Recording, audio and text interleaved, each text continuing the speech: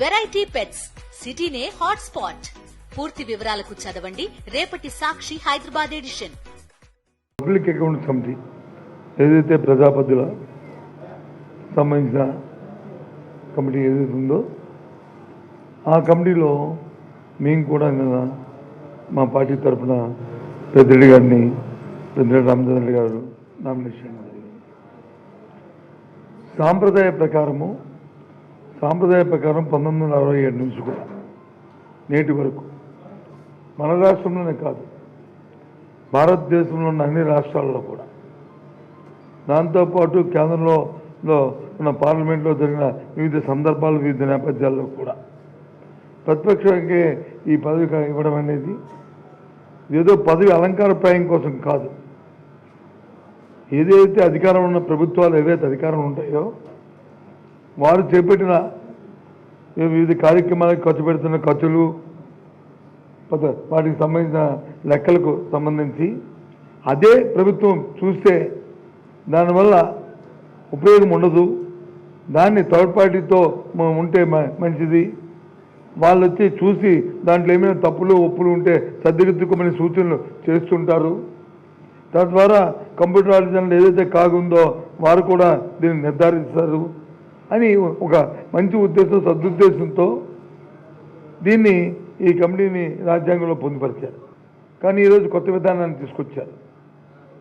మేము శాసనసభలో మా తాలూకా మెజారిటీ ఉంది కాబట్టి మేము వచ్చి 160 పైచులకు మేము ఉన్నాం కాబట్టి మీరు 11 మంది సభ్యులే ఉన్నారు కాబట్టి ఒక సభ్యుడు గెలవాలంటే మీకు 18 మంది శాసనసభ్యులు ఉండాలని కొత్త నిబంధన తీసుకొచ్చారు.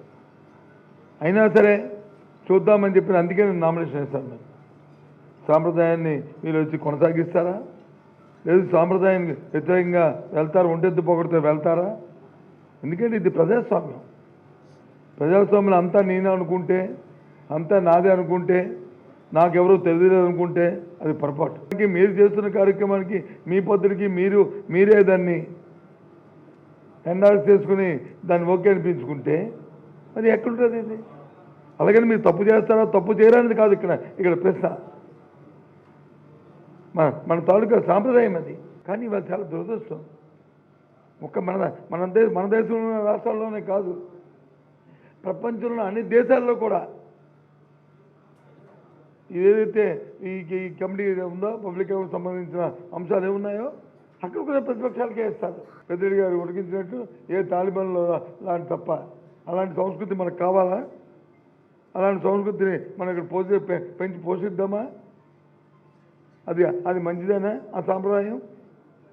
ఏదో పిఎస్సి చైర్మన్ ఏమో మాకు అలంకార ప్రేమో లేకపోతే దాని నుంచి ఏదో పెద్దగా మాకు ఒరిగేదటో కాదు. మేము మా బాధ్యత ప్రజాస్వామ్యంలో అది బాధ్యత. కానీ ఇవాళ అవన్నీ తొంగలో తొక్కారు. ప్రజాస్వామ్యం లేదు, మా ఇష్ట రాజ్యం అని చెప్తున్నాను. ఇలాంటి సాంప్రదాయాలు రాబోయే తరానికి ఏం సమాధానం చెప్తుందో ఆలోచించమని కోరుతున్నాను. అందుకే మేము వచ్చి ఇవాళ ఏవైతే మూడు కమిటీలకు సంబంధించి ఉన్నాయో వాటికన్నింటినీ కూడా మేము అందరం మా పార్టీ తరఫున మేము బాయ్కాట్ చేస్తున్నామనే విషయాన్ని చెప్పడానికే మీ దగ్గరికి వచ్చామనే విషయం మీ ద్వారా తెలియజేస్తున్నాం.